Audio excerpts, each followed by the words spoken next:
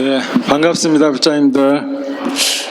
제가 작년에 이제 구경을 왔었어요. 구경을 왔는데 그때 여기 스님 한 분이 이제 법문을 하고 계시더라고요. 그래서 저거 장소는 조금 되게 어려운 장소구나. 왜냐면 이게 사람들이 조금 막 지나다니고 되게 시끄럽고 되게 힘들겠구나 하면서 지나가는데 어느샌가 제가 또 이 자리에 와 있습니다. 그래서 마음을 단단히 먹고 시작하도록 하겠습니다. 자, 제 법문을 듣기 이렇게 많이 와주셔서 너무 감사드리고요.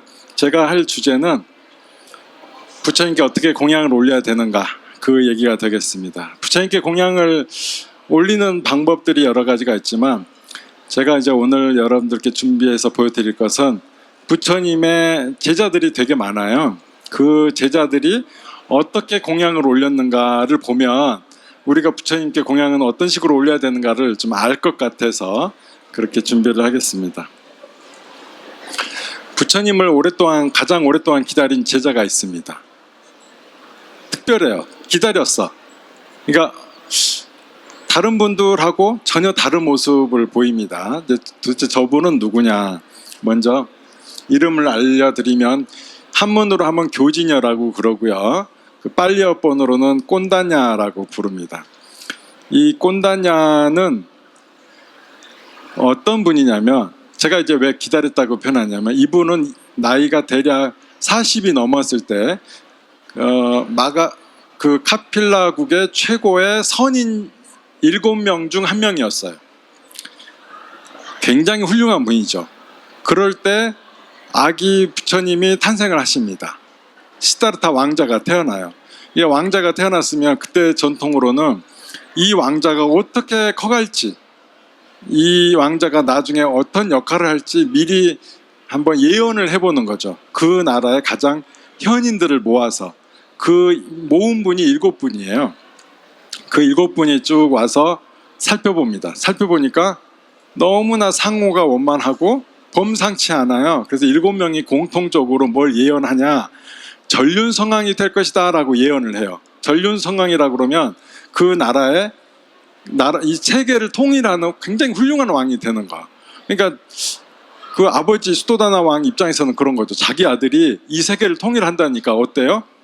아들이 잘하면 그건 다 아버지 덕분이지. 그러니까 너무나 기쁜 거죠. 너무나 기뻤던 중에 갑자기 한 분이 더 찾아와요. 초대도 안 했는데. 그분이 누구냐면 아시타 선인이라는 분이거든요. 이분은 최고의 현인 7분보다 더 훨씬 높은 스승이었어요. 그런데 이분은 워낙 연로하셨기 때문에 왕이 초대를 안 했어요. 왜냐하면 건강상 못 오실 줄 알고. 그런데 이분이 일부러 찾아와, 거기까지. 이제 왕으로서 너무나 기쁜 일이죠. 그러니까 아들을 또 미래를 또 봐달라고 그래. 근데 시다르타 애기 왕자의 모습을 쭉 보더니 이분이 갑자기 눈물을 흘려요. 왜 눈물을 흘리시냐고 이제 깜짝 놀라서 물어보니까 이분은 전륜성왕이 아니라 부처님이 되실 분이다. 근데 내가 나이가 많아가지고 이분이 부처님 되시는 거를 못 보고 죽을 테니 그게 안타까워서 우는 거다 그래요. 그러니까 이제 임금도 깜짝 놀라죠. 7명은 전륜성왕이 최고의 왕이 된다고 그랬고, 한 분은 부처님이 된다고 그랬고, 근데 부처님이 된다고 예언하신 분이 최고의 스승이거든.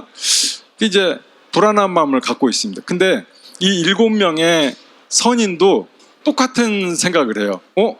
아시타 선인이 여기 와서 저런 예언을 했다고? 이 7사람이 바깥에서 모여요. 그러니까 임금님한테 선물은 다 받고 나서 와서, 우리 저 아시타 선인께서 부처님이라고 예언하시는 거 다 들었지 않느냐. 근데 내가 보니까 저분이 우리보다 훨씬 공부가 많이 되신 분인데 저분의 말이라면 100% 맞을 것 같다. 딱 그래요. 그러니까 다른 사람한테 물어봐. 여러분들은 어떠실 것 같습니까? 하니까 다 똑같은 생각을 하는 거예요. 다 부처님 되겠다고 확신을 가지는 거예요. 그래가지고 이 7명이 모여서 우리 그러면 저분이 부처님 오실 때까지 기다리자. 그리고 기다려서 부처님이 되신다면 우리가 첫 번째 제자가 되자라고 7명이 결의를 해요. 그 중에 한 명이 누구다? 저 꼰다냐 교진여가 되겠습니다. 그 7명 중에는 제일 젊었어요. 나머지는 나이가 더 많았어. 50, 60 막 이랬어요. 근데 그 아기 시다르타가 이제 이렇게 커가잖아요. 커서 몇 살 때 출가를 하냐면 29살에 출가를 해요. 그러면 29년을 기다린 거예요. 이분들은 어떻게 하냐면 여름 석 달마다 모여가지고 기다려. 부처님이 이제 오실 때를 기다리는 거예요. 왕자의 모습을 살펴. 그래서 모여갖고 요새 왕자가 뭐 배우고 있다더라, 뭐 건강은 어떻다더라 하면서 성품은 어떻다더라, 이런 정보를 교환해. 매년 여름마다 모여서. 그러던 중에 왕자가 29세 되기 전에 한 명 한 명씩 돌아가십니다. 왜 그렇겠어요? 이분들은 나이가 많잖아요. 원래 원로요. 그 나라의 원로였기 때문에 한 분 한 분 돌아가요. 근데 돌아가는데 그 중에 돌아가시는 분들은 자식들을 모아갖고 미리 유언을 하고 돌아가십니다. 어떤 유언이냐? 지금 시다르타 왕자가 나중에는 부처님 될 거다. 그러니 나는 건강이 안 좋아서 먼저 가는데 너희 내 자식들 중 한 명은 꼭 그분의 제자가 되거라, 이렇게 해요. 이 7명이 다 그렇게 얘기를 해요. 근데 그 중에 6분이 돌아가십니다. 29세 때까지. 그렇게 돌아가시고 몇 분이 또 살아남아요. 몇 분이겠어요? 안타깝게도 딱 한 분, 저 바로 교진여 꼰다냐만 남게 되는 겁니다. 나머지는 다 돌아가셨어. 근데 교진여가 보니까 드디어 시다르타 왕자가 출가를 했다는 소식을 들은 거예요. 그러면 몇 년 기다린 거예요. 지금 29년을 기다렸는데 드디어 이제 출가한 거야. 그 세월을 기다렸어요. 너무나 기뻐가지고 나머지 그 자기와 함께 공부했던 이의 아들들을 다 찾아갑니다. 드디어 왕자가 출가했다. 이제 곧 부처님이 될 거다. 너희 아버지의 예언을 기억하지 않느냐. 나와 함께 왕자를 따르자, 이렇게 얘기를 해요. 총 본인은 7명 중 본인이 한 명이니까 나머지 6집이죠. 6집을 돌면서 다 이렇게 얘기를 합니다. 전부 다 따라갔을까요? 그렇진 않아요. 그 중에 6집 중에 4집의 자식들이 따라가겠다 약속을 합니다. 그래서 총 몇 명? 5명. 이 5명이 쫓아가서 왕자를 따라가서 계속 수행하면서 함께 머뭅니다. 그러다가 이제 왕자가 무려 6년 동안 고행을 해요. 나이가 35이 됐습니다. 그때까지 이분들은 계속 옆에 있어요. 그런데 원래 인도 그 당시에는 수행법이 하나밖에 없었어요. 뭐였을까요? 고행주의. 고행밖에 없었어. 다른 건 수행이 아니야. 오직 고행밖에 없는데 그 왕자가 고행을 하다가 갑자기 어느 날 멈추는 거예요. 그리고 목욕을 해. 고행할 때는 목욕도 하면 안 되거든요. 목욕을 하러 갔다 오더니 또 뭘 해? 음식을 먹어요. 원래 음식도 조금만 먹어야 되는데 한 그릇을 다 잡사, 죽을. 그러니까 아이고 시다르타가 저 게으른 수행자다, 타락한 수행자다 하고 다 떠나가 버립니다. 그때 이 시다르타 왕자의 마음은 어떤 마음이었냐? 6년을 했잖아요. 6년 동안 어느 누구도 할 수 없는 고행의 최고의 경지까지 고행을 합니다. 온몸에 뼈가죽밖에 남지 않을 정도로 고행을 해요. 어느 때는 거의 한 몇 달간 서 있기만 했었고 잠도 안 자고, 어느 때는 가시방석에만 누워 있었고, 어느 때는 웅크리기만 하고, 하루에 그 쌀 죽을 만드는데 그 중에 한 방울이나 2방울만 먹고 하루에 이렇게 살았습니다. 그렇게 해보니까 고행으로는 어떤 행복도 편안함도 얻을 수 없다는 결론을 내고 이제 고행을 그만두시기로 한 거죠. 근데 그 속내까지 모르잖아요. 모르니까 이 5명은 떠나버립니다. 다시는 저 시다르타 왕자와 상종을 하지 않으리라. 그러다가 부처님은 그로부터 6일 뒤에 깨달음을 얻으세요. 드디어 성불 하시는 거죠. 부처님이 딱 되셔가지고 보니까 누구한테 법을 전할까 보니까 자신의 스승이었던 분들이 이미 돌아가셨고 이 5명의 수행자한테 해야 되겠다 마음 먹고 거기한테 갑니다. 그리고 이분들이 이제 쭉 가니까 부처님이 저 멀리서 오니까 자기들이 약속했잖아요. 저기 시다르타가 온다. 우리 안채도 하지 말자 했는데 가까이 오니까 갑자기 자기들이 범접할 수 없는 기운을 느끼고 누가 뭐라 할 것도 없이 먼저 쫓아가가지고 서로 먼저 그냥 절을 해버립니다. 서로 먼저 절을 해. 그래가지고 부처님께서 이제는 내가 모든 법을 깨달았느니라 하고서 법을 절하는데 그 법을 듣고 이 5명의 수행자가 깨달음을 얻어요. 최초의 5명의 스님이 생기는 거죠. 오비구라고 그래요. 이 그 중에 꼰다냐는 몇 년을 기다렸어요? 35살. 그러니까 나이가 몇 살이에요? 나이가 대충 한 40살 때쯤에 아기 부처님이 태어났으니까 거기서 35년을 다음 몇 살이에요? 75세가 된 거예요. 75세 때까지 기다렸어. 최고 오래 기다린 거죠. 부처님 되실 때까지 기다린. 근데 이분의 마음이 정말 남다른 게, 그러다가 부처님께서 15년 뒤에 55세쯤 이렇게 한 20년 뒤다. 20년 뒤쯤에 이제 내가 나이가 들었으니 시자가 필요하다라고 주요한 제자들한테 고백을 합니다. 그랬더니 되게 재밌는 일이 벌어져요. 이제 나이가 들었으니 내가 나를 전담해서 시자를 살 스님이 한 명 필요합니다 하니까 제일 먼저 손들고 제가 하겠습니다 하라고 소리친 분이 누군지 아세요? 교진이야. 저 꼰나냐 저분이요. 그분이 나이가 몇 살이야? 부처님 깨달았을 때 거의 뭐 이렇게 나이가 70 몫이 넘었잖아요. 거의 90세 되신 분이 55세, 나 이제 나이 많아서 시자가 필요합니까? 그러니까 90대 되신 분이 제일 먼저 손들고 제가 시자하겠습니다 하는 거예요. 얼마나 놀라워요. 그런 분이 세상에 어디 있어요. 그러니까 부처님께서 뭐라고 하셨겠어요? 야, 그러지 마시라고 이렇게 말리죠. 그래서 이제 아무튼 우리가 과연 그렇게 할 수 있을까? 정말 어려운 일입니다.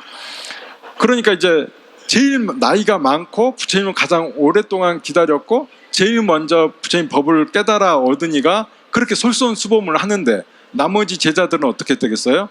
다 서로 하겠다고 하죠. 그래서 시자를 선택하는데 나중에 아난존자가 선택받게 됩니다. 그러면 이제 교진녀의 마지막 모습은 어땠느냐? 본인은 이미 다 물려줬어요. 나이가 연세가 워낙 많으니까. 그래서 한 번도 부처님을 떠난 적이 없었기 때문에 부처님께 이런 얘기를 합니다. 나이가 90인데도 부처님 이제 제가 마지막 여행을 떠나겠습니다 라고 허락을 구해요.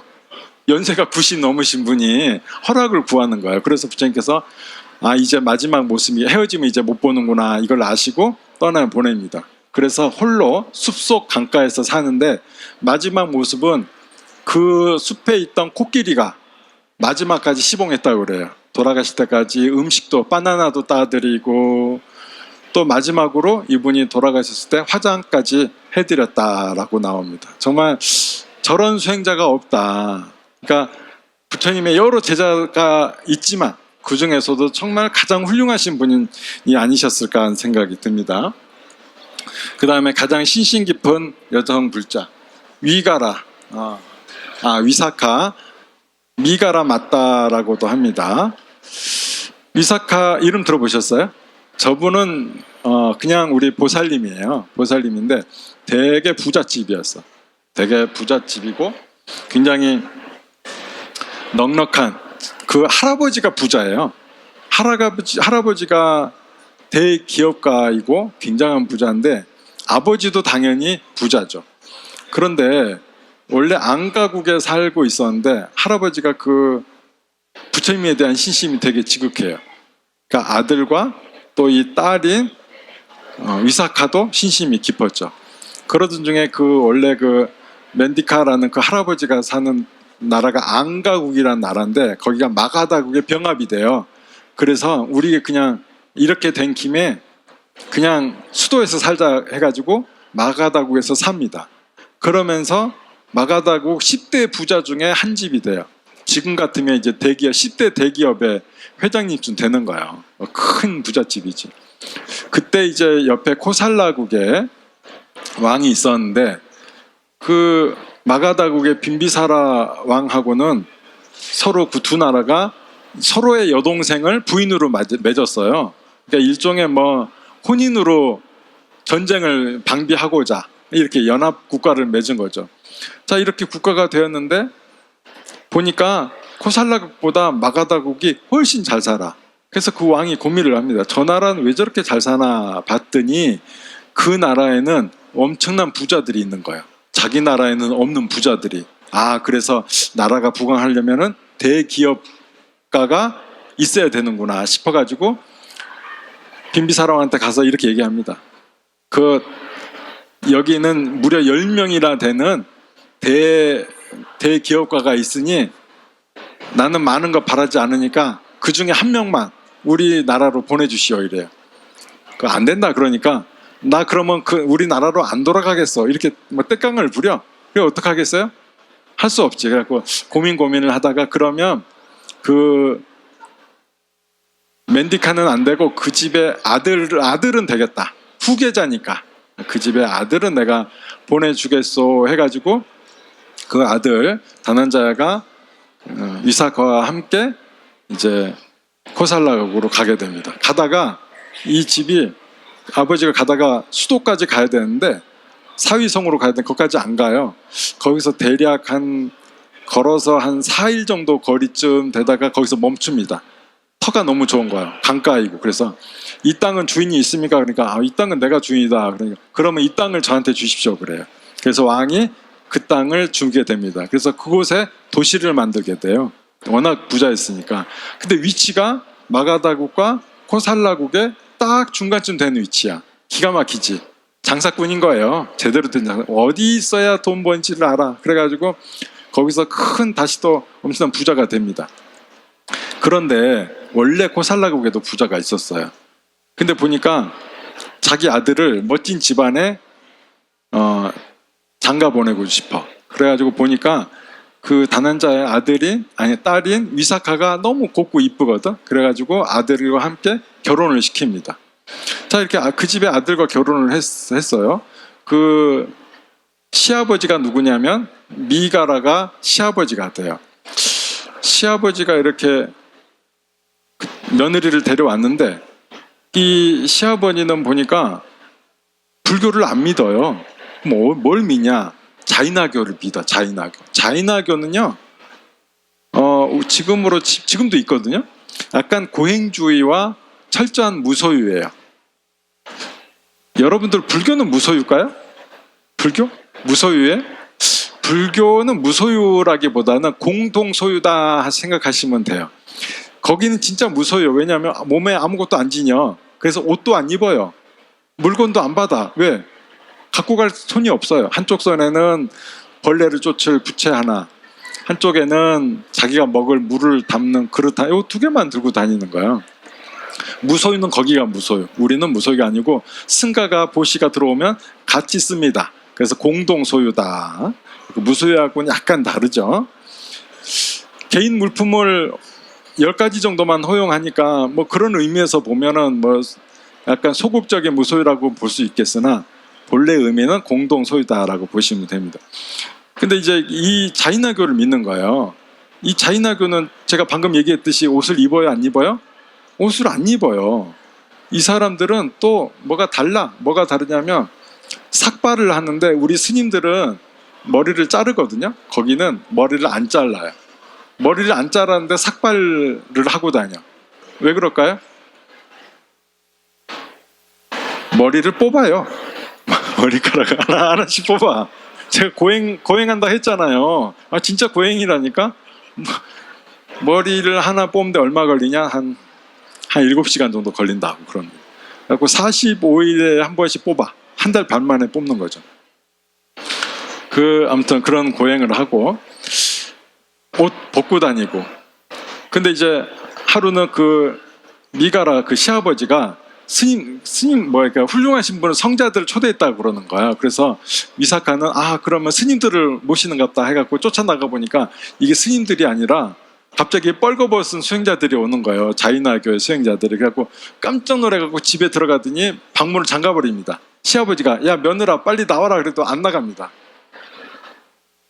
쉽지가 않잖아요. 시아버지가 나오라는데 안 나가. 왜 안 나오냐 그랬더니 부끄러움을 모르는 이들과는 함께 하지 않겠습니다 이러는 거야. 옷을 안 입었다는 건 뭐예요? 부끄러움을 모른다는 거지. 우리 불교에서의 수행 중에 부끄러움은 굉장히 중요한 덕목이거든요. 부끄러움을 알면 안 하게 돼요. 그래서 내가 잘못을 했으면 첫 번째 뭘 한다? 부끄러워해야 되는 거예요.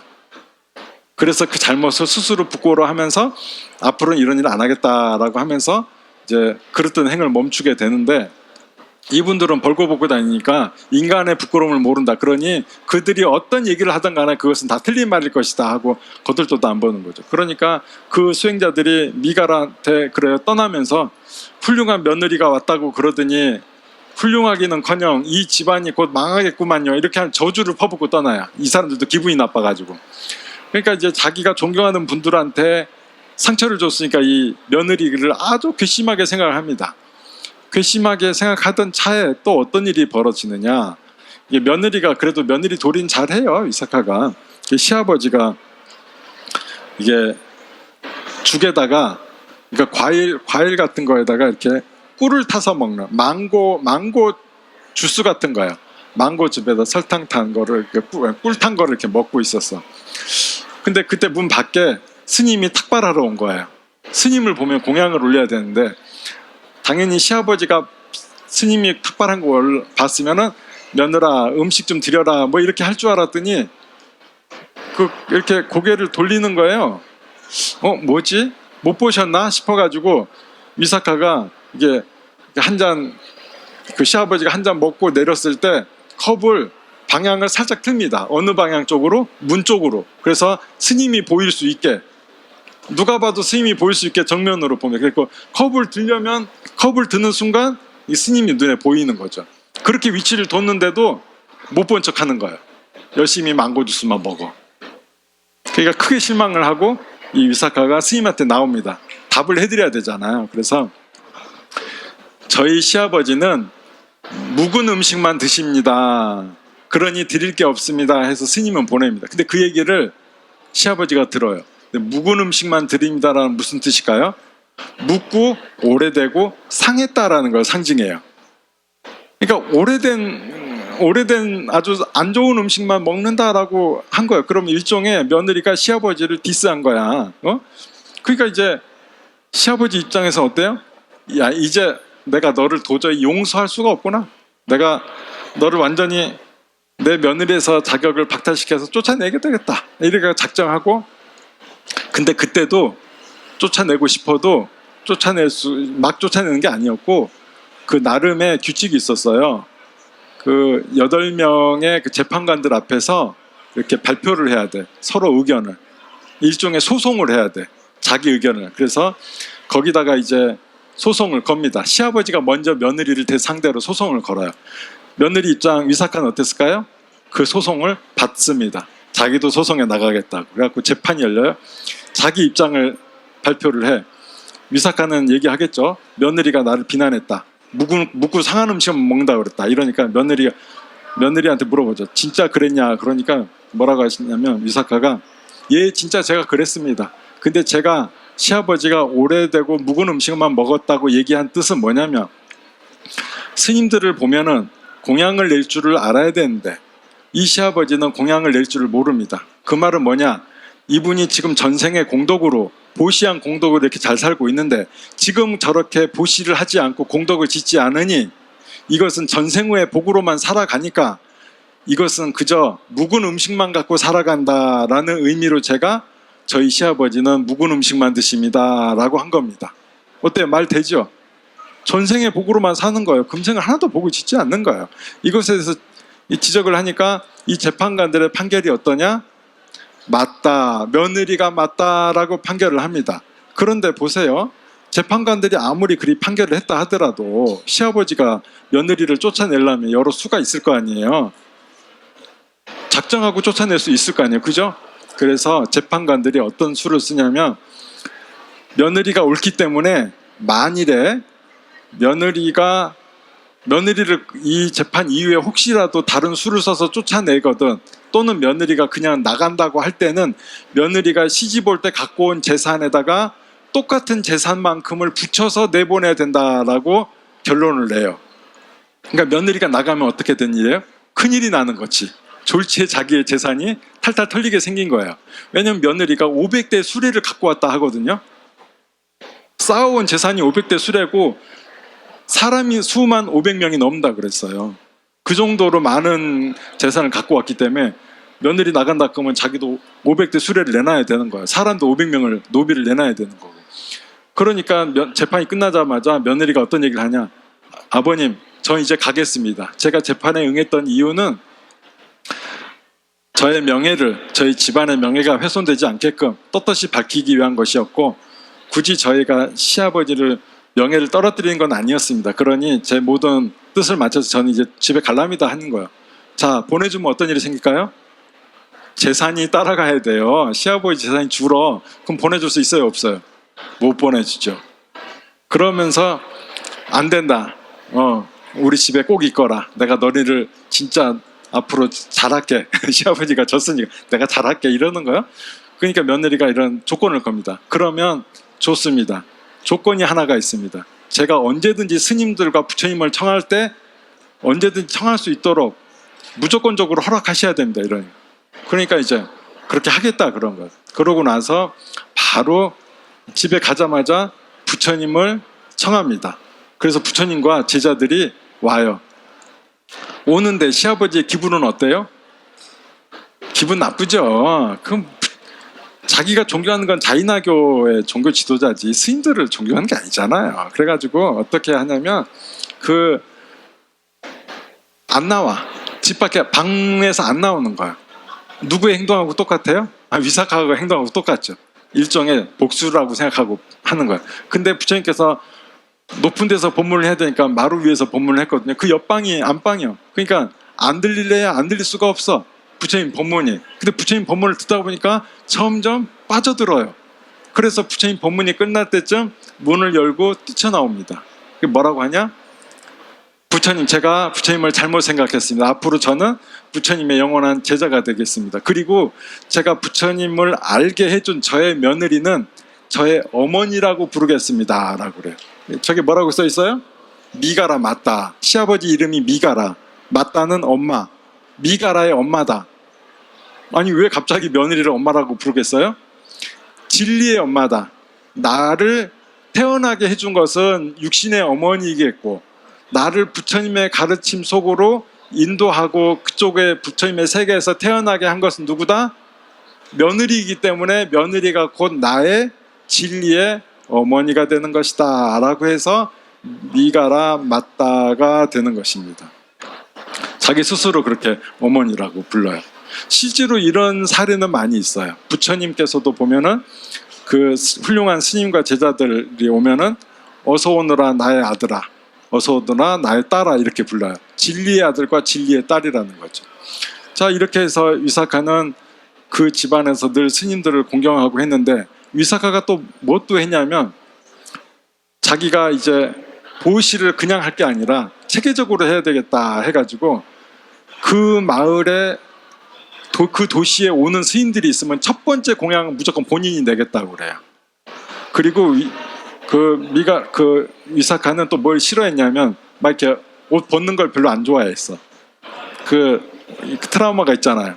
며느리로 왔을 때 수많은 벌거벗은 수행자들 본 트라우마가 있어가지고 그래갖고 스님들이 그 옛날에는 목욕탕이 없었으니까 개울에서 막 씻었잖아요. 그러면 개울에 스님들 씻을 때 자신의 몸을 가리는 목욕 옷을 스님들한테 다 보시를 했어요.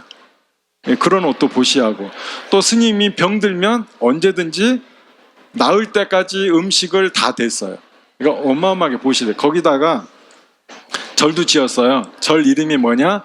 동원정사란 절을 지었습니다. 그 절이 되게 특이한 게 뭐냐? 그 당시에 2층으로 지었다고 그래요. 근데 재밌는 것은 다른 경전에 의하면 무려 5층까지도 나와요. 그러니까 그 시절에 뭐 여러 층이 기원 전이에요, 여러분들. 기원 전에 여러 층이 정말 신기한 그러니까 그 정도로 재력이 있었다는 거죠. 그렇게 절을 짓고는 갑자기 이분이 정신이 나갔다는 소문이 들려요. 위사카가 정신이 나갔대. 스님들이 이 얘기를 해. 부처님께 뭐라고 하냐면 부처님, 지금 위사카가 일주일째 저 절을 돌면서 춤을 추면서 노래를 하고 있습니다. 아무래도 정신이 나간 것 같습니다. 이러니까 부처님께서 아니니라. 위사카는 전생부터 언젠가는 꼭 부처님께 절을 지어서 승가에게 보시를 하려고 했는데 이렇게 오늘 이번에 다 완공을 했기 때문에 너무 기뻐서 저렇게 환희심에 차서 하는 거고, 이제 내일이면 괜찮아질 것이다 했는데 아니나 다를까 그 다음 날부터는 춤추면서 돌지 않고 매일 참배하러 오고 그랬습니다. 이 위사카도 보면 어때요? 자기의 시댁을 다 교화를 하고 거기다가 절에 그 절도 지어서 올리고, 또 재밌는 구절이 나와요. 부처님 위사카가 절을 다 지어서 부처님께 이 절을 공양 올리겠습니다 해요. 그저 부처님께서는 안 바뀐다 그래요. 왜 안 받는다 그럴까요? 부처님께 공양 올린다 하니까 안 받는다고 그랬어. 승가에 공양 올립니다라고 불러야 하느니라라고 하니까 승가에 이 절을 공양 올립니다 하니까 부처님께서 그때서 받아주셨어요. 원래 부처님은요, 승가에 공양 올리는 것을 늘 원하셨어요. 그래서 그런 경우도 있어요. 부처님께서 깨달음을 얻으시고 거의 7년간 고향에 방문을 안 하십니다. 그런데 길러준 어머니인 마하파자파티가 매일 자식을 생각하며 옷을 지었어요. 부처님이 오시면 드리려고 했는데 안 와. 근데 7년 만에 그 부처님의 어릴 적 친구가 이제 가자고 해가지고 이제 이런저런 끝에 거기까지 방문을 합니다. 그래서 길러주신 어머니를 뵀는데 그 어머니가 가사를 옷을 만들어다가 부처님께 받치면, 부처님 이 제 옷을 입어주십시오 하고 공양 올립니다 했어요. 받아주셨을까요? 안 받아주실까요? 안 받아주세요. 아니 그 길러주신 어머니가 고행하는 6년 그 뒤로도 또 안 오니 10년을 넘게 간절하게 자식 생각하면서 지었던 옷을 안 받아주시는 거예요. 그럼 어떻게 해야 받아주실까요? 무려 3번을 청하지만 다 거절하십니다. 승가에게 공양을 올리면 받겠습니다 해서 할 수 없이 4번째 만에 승가에게 공양 올립니다 해서 거기 오신 모든 스님께 다 공양 같이 올려요. 이 정도로 부처님은 당신만을 위해서 받지 않으셨다. 승가에게 공양 올렸다. 우리가 괜히 불법 승하는 게 아니에요. 부처님 눈에는 승가가 똑같은 거야. 자, 위사카는 그렇게 신신 깊은 공양을 올렸습니다. 자, 수보리 테라가 또 예불을 하는 법. 수보리는 또 어떻게 공양을 올렸느냐? 부처님께서 어느 때 어머니 마야 부인을 위해서 천상세계로 설법을 하러 갔어요. 도리천으로. 그 마치고 내려오십니다. 내려오실 때 거의 석 달 만에 내려오시다 보니까 어떻게 다들 참배하고 절하려고 그러는 거예요. 서로 제일 먼저 절하려고 막 가는 때 연화색 비구니 스님이 제일 먼저 허공에 몸을 날립니다. 내가 제일 먼저 부처님 전에 절합니다 할 때 부처님께서는 그 절을 받으시고는 안타깝게도 네가 아니라 수보리 존자가 나에게 처음으로 절했느니라 그래요. 왜 그렇게 말씀하셨을까요? 이때 수보리 존자는 어떻게 하시냐, 부처님의 가르침에 대해서 깊은 사유를 합니다. 부처님의 진리에 대해서. 그래서 부처님의 진리를 생각하고 실천하고 행동하는 것이 뭐다? 곧 부처님께 예불을 하고 공양 올리고 참배하는 것이다 라고 생각을 하고 있었던 거죠. 그러자 부처님께서는 육신으로 절하는 게 아닌 그 수보리 존자를 최초로 나한테 절하니라 라고 얘기를 하는 거예요. 저 수보리 존자가 누구시냐면 원래 깡패예요. 깡패. 동네 깡패셨어. 나중에 무쟁제일이라는 칭찬을 받습니다. 다툼이 없은 거야. 왜 다툼이 없을까요? 상대방과 다투려고 해도 상대방이 실체가 없음에 대해서 관찰을 하는 거죠. 우리가 보면 그런 게 있어요.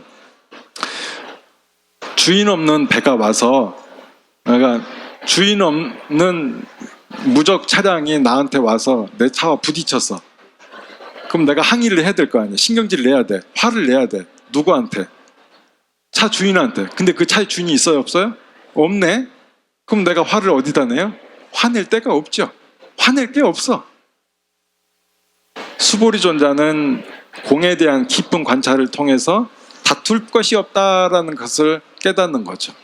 그래서 무쟁제일로 불리고 그리고 해공제일로 불리는 거죠. 저 수보리 존자는 제자가 또 3명이 있어요. 3명. 누굴까요? 제자가 3명. 굉장히 유명한데 우리 다 아는데 그 중에 법명도 한 명한테 지어줬어요. 손오공. 오공이의 그 스승입니다. 손오공의 스승. 손오공, 저팔계, 사오정. 얘 스승이에요. 오정 깨달을 이렇게 공에 대해서 오공 손 오공이잖아. 공에 대해서 깨달으라고 이렇게 부처님 그 수보리 존자가 가르침을 준 거죠. 손씨가 원숭이 손씨예요. 원숭이 오공이다. 자, 동물이 부처님께 공양 올리는 법. 부처님께 공양 올린 동물이 있어요. 누굴까요? 둘 다 코끼리입니다. 코끼리 2마리.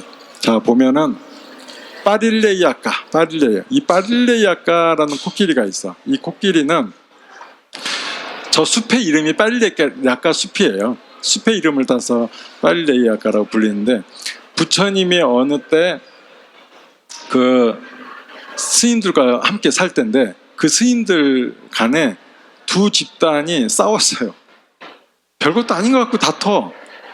내가 한번 일러드릴까요? 어떤 거 갖고 다투냐면, 거기는 강사 스님을 따른 제자들이 있고 한 분은 율사 스님을 따른 제자들이 있어요. 근데 강사 스님이 화장실 갔다가 나올 때 그 옛날 스님들은 옛날부터 뒷물을 하거든요. 물로 갖고 이렇게 그 항문을 닦아요.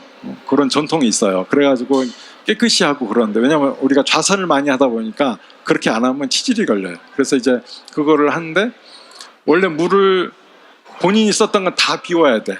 반쯤 남겨놓거나 그러면 안 돼요. 새 걸로 채워놓거나 비워놓거나, 원래는 새로 채워놔야 되는데. 근데 그 다음에 율사 스님이 갔는데 보니까 반쯤만 쓰고 반쯤은 남겨둔 거예요. 이게 율에 어긋나고. 근데 큰 죄는 아니고 억념죄라고 그래서 악작죄라고도 하는데, 스스로 반성만 하면 되는 죄예요. 또 요 정도를 지었어. 그래서 이제 율사 스님이 볼일 보고 나서, 아이고 강사 스님, 이렇게 다음부터는 이렇게 비워두셔야 돼요. 이거 계율에 어긋납니다. 그럽니까? 저는 몰랐습니다. 이랬어. 별것도 아니잖아요. 뭐 누구한테 혼날 일도 아니에요. 알겠습니다. 이러면 끝나는 거건데, 이 스님이 그냥 제자들한테 지나간 말로 그 얘기한 거예요. 강사 스님이 그런 소소한 계율은 잘 모르시더라, 이런 거야.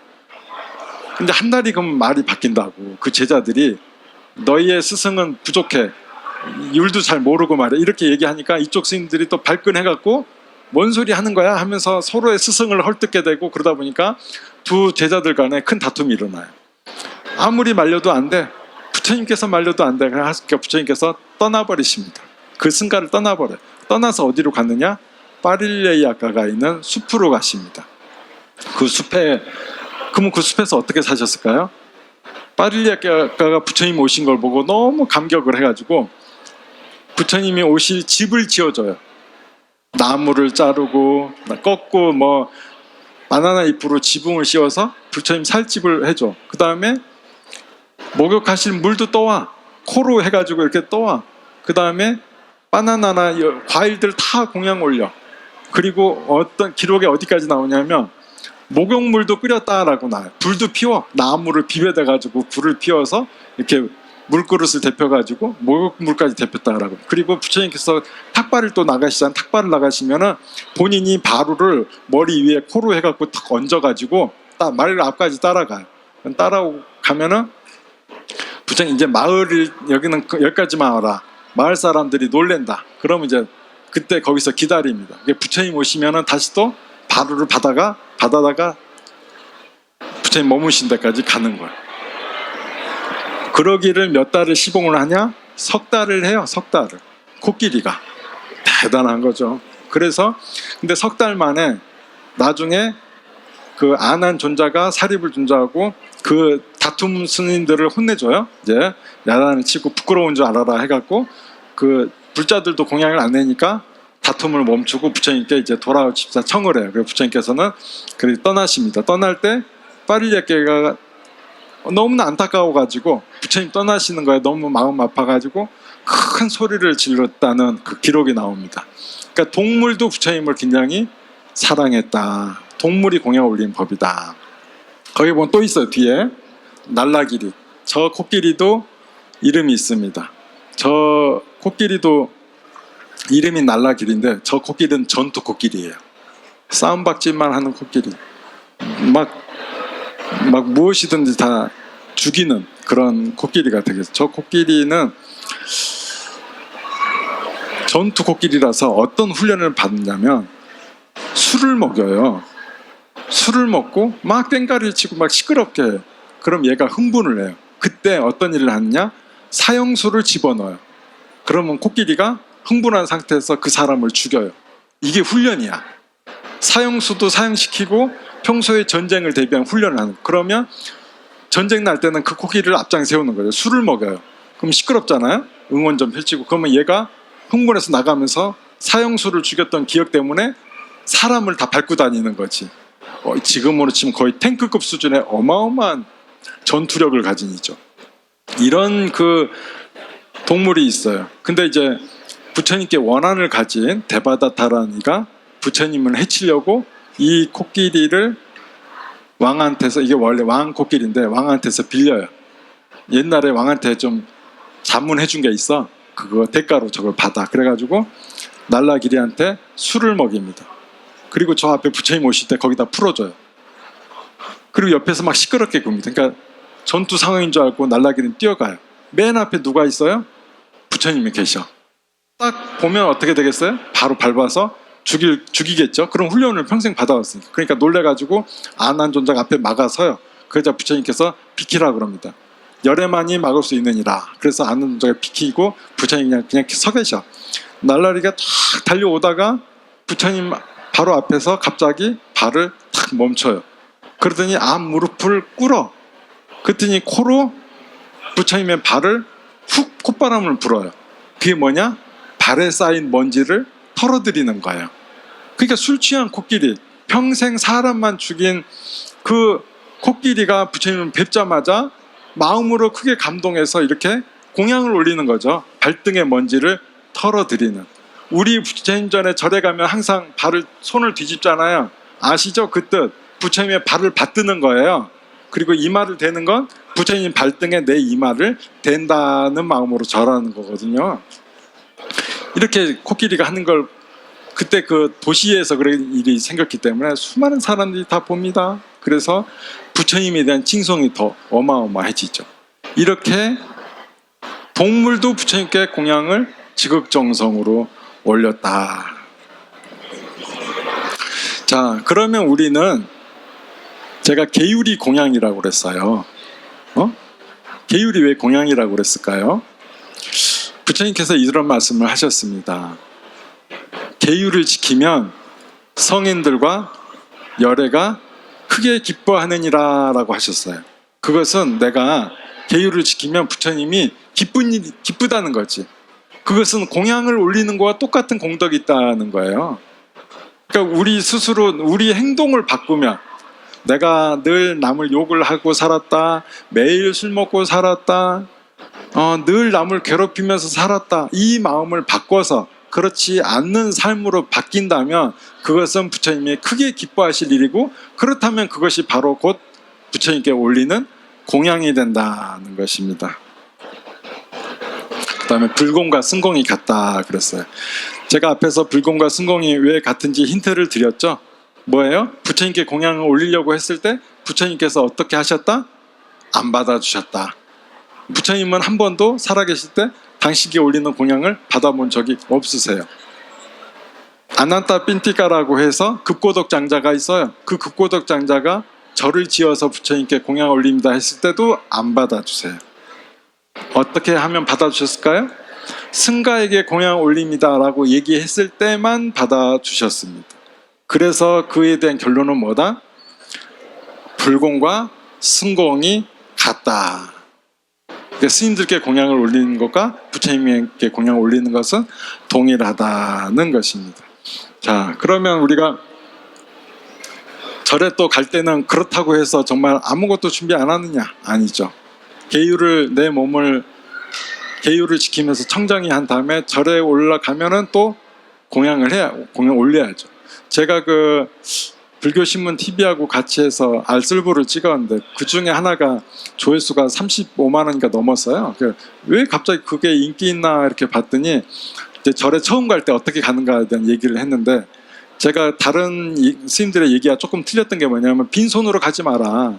그리고 바로 절에 가지 말고 불교용품점이나 또는 종무소 들러서 종무소에서는 축원을 부탁을 하고 보시를 한 다음에 스님께 축원해달라고, 그 다음에 또 그 용품점에서는 공양미나 또는 초를 준비해서 공양을 올려라 이렇게 얘기한 거예요.